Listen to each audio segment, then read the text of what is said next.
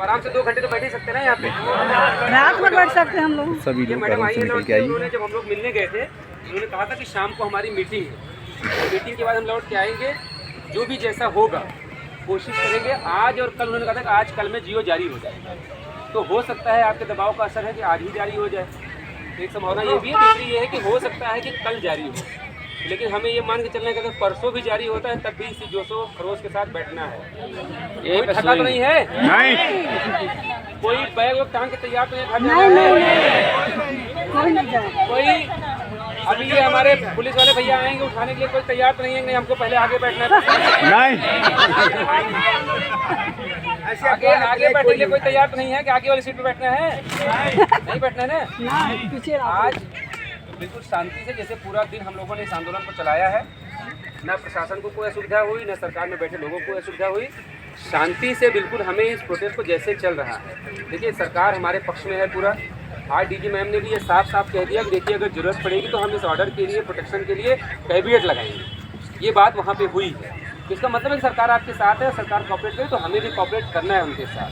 लेकिन चूंकि 5 जनवरी 2022 को हम लोग भुगते हुए हैं, तो जब तक चीज़ें लिखित में नहीं आ जाती तब तक देखिए ये सब अपनी ड्यूटी कर रहे हैं, हम लोग अपनी। मैंने सुबह भी कहा था, अब भी कह रहा हूँ, हम इनसे लड़ने या इनसे लड़ने नहीं आए। शिक्षक हैं, हमें अपनी सीमाएं पता होनी चाहिए, किस मर्यादा में रह के हमें किससे बात करनी है बताएंगे अपने। किसी से कोई बात, ये अगर कुछ कहते भी हैं इनका सुन लो, ये अपनी ड्यूटी करें, ये नहीं उठाएंगे तो जहाँ हम बैठे कल ये बैठा दिए जाएंगे। इस बात को समझिए।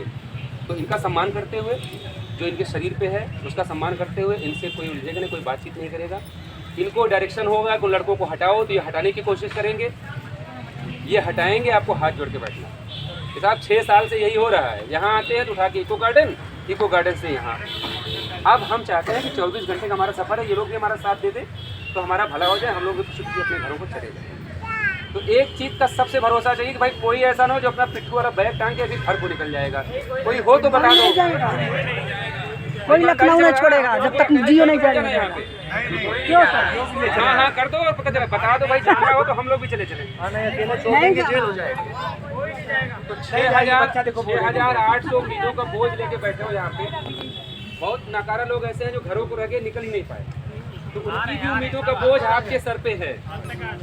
जो नहीं आएंगे मैं उनके लिए बोल रहा हूँ, जो आ जाएंगे वो तो अपने, जो नहीं आएंगे अपने वो भी, लेकिन नाकारा घोषित हो जाएंगे वो। आज मैं सुबह देख रहा सनी भाई कहाँ गए? सनी बहुत बुरा दिख रहे थे, तो मैंने देखा उनका।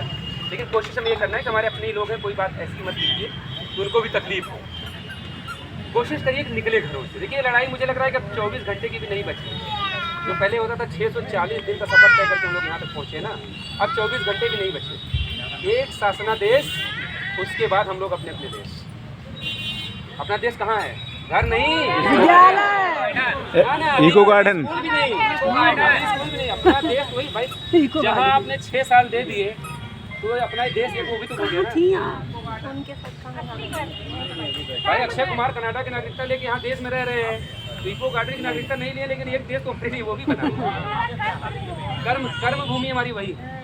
तो अपना देश आएगा, हम लोग वहाँ पे चलेंगे, और जिस दिन हमारा शेड्यूल जारी हो जाएगा खुशी खुशी अपने अपने घरों को जाएंगे, अपने अपने विद्यालय में सभी लोग पहुँचेंगे। ऐसे हम सभी लोग कामना कर रहे हैं कि कोई भी ऐसा यहाँ बैठा साथी नहीं है जहाँ अब ये जजमेंट आ गया है तो किसी के मन में ये संशय नहीं होना चाहिए कि उसका चयन होगा कि नहीं होगा।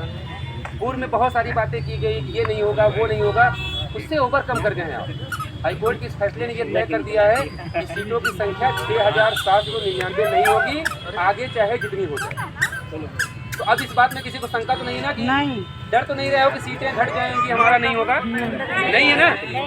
बिल्कुल ये मान के चलो कि अपनी नौकरी के लिए या अपनी लड़ाई में हिस्सेदार बने हैं। इसमें कुछ भाई ऐसे ही हो सकते हैं जो अभी तक 1-2 बार आए हों, उनके हिस्से सौभाग्य आए हैं, वो इसको समापन करके जाएं।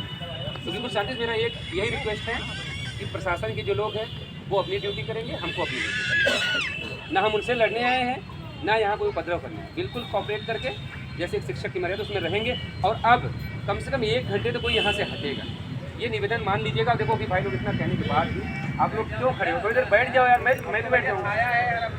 अब कौन सी समस्या है?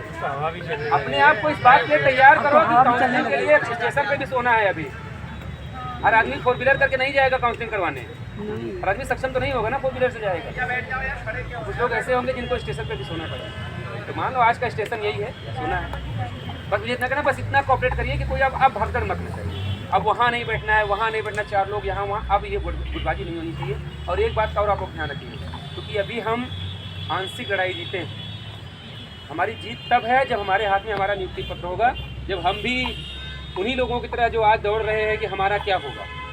आप याद करिए, जिस दिन हम रो रहे थे वो नियुक्ति पत्र लेके फेसबुक पे फोटो डाल रहे थे कि माता पिता बुजुर्गों के आशीर्वाद से, ये नहीं बता रहे थे कि सरकार में बैठे अधिकारियों की कृपा से। ये किसी ने नहीं लिखा।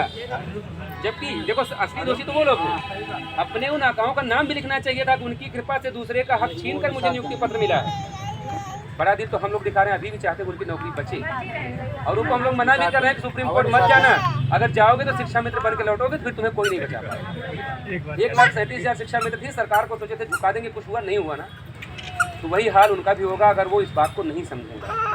क्योंकि बेरोजगारी क्या होती है, सड़क पे संघर्ष करना क्या होता है, नौकरी की कीमत क्या होती है, ये हमारे लोगों से बेहतर कोई जानेगा नहीं। इन 4 वर्षों में हमने क्या नहीं देखा, अपने लोगों का परायापन देखा, पड़ोसियों के ताने सुने। उससे ज़्यादा तो इन लोगों को सुनना पड़ता होगा जब भी घर से निकलती होंगी, पड़ोसी ये कहते हैं अरे घूमने टहलने जाती है, कौन सा नौकरी के लिए जाती है, कितना सब कुछ सुनना पड़ा होगा ना। तो हम लोग भी चाहते हैं कि उनकी भी नौकरी बचे, लेकिन सबसे पहले जब तक हम पूरी तरह से जीत नहीं जाते, हमारे हाथ में नियुक्ति पत्र नहीं हो जाता, कोई खुशी नहीं, कोई नाराजगी नहीं, केवल एक लक्ष्य, नियुक्ति पत्र, नियुक्ति पत्र, नियुक्ति पत्र, बस। इसके अलावा और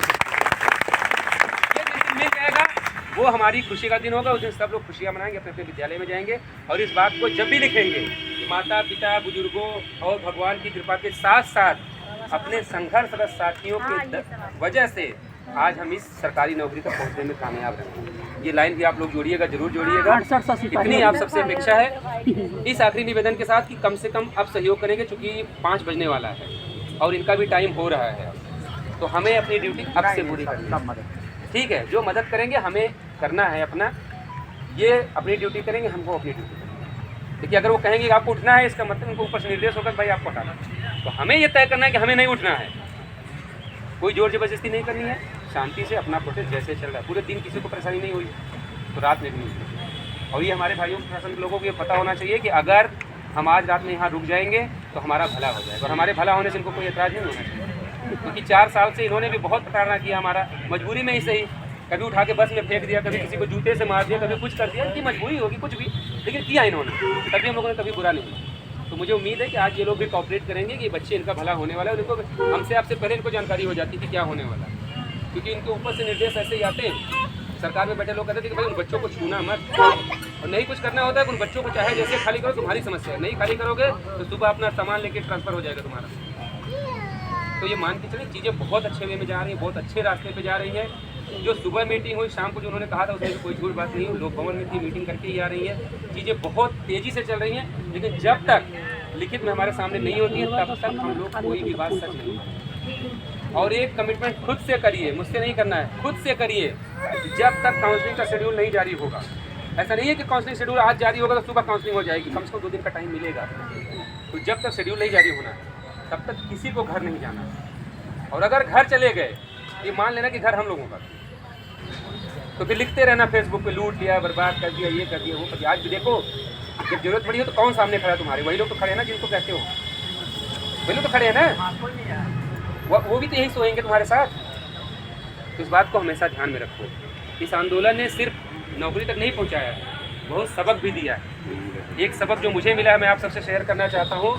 जिसको बहुत समाज सेवा का भूत चढ़ेगा ना, वो हम लोगों की हालत देखेगा तो अपने आप को पीछे। जिनकी नौकरी की बात तुम करोगे सबसे पहले तुम्हें वही करिए आएगा, वही तुम्हारे आरोप लगाएंगे। आज जब पूरा प्रदेश आपकी तारीफ कर रहा है, आपकी लड़ाई को सराह रहा है, तो आज भी कुछ अपने बीच के ऐसे लोग हैं जो इस बात को कहते नहीं थक रहे हैं, वो अभी भी इस क्रेडिट पे पढ़ रहे हैं कि क्रेडिट मिलना किसको चाहिए। मैं कह रहा हूँ क्रेडिट सबको मिलना। और ये लोग बैठे हैं हाईकोर्ट में लड़े, हमने बात की जमीन बेच के तो लड़े नहीं ना, आप सबने सहयोग किया तो लड़े।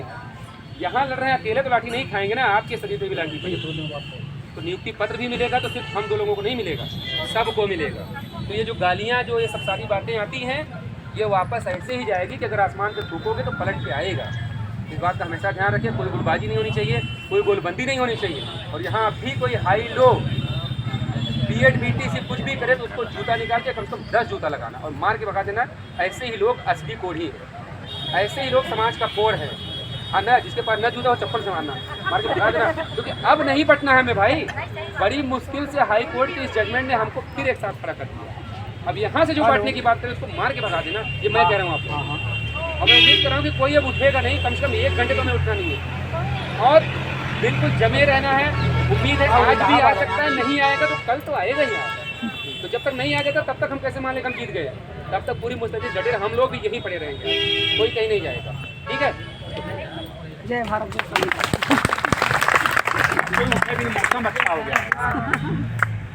आवाज दो।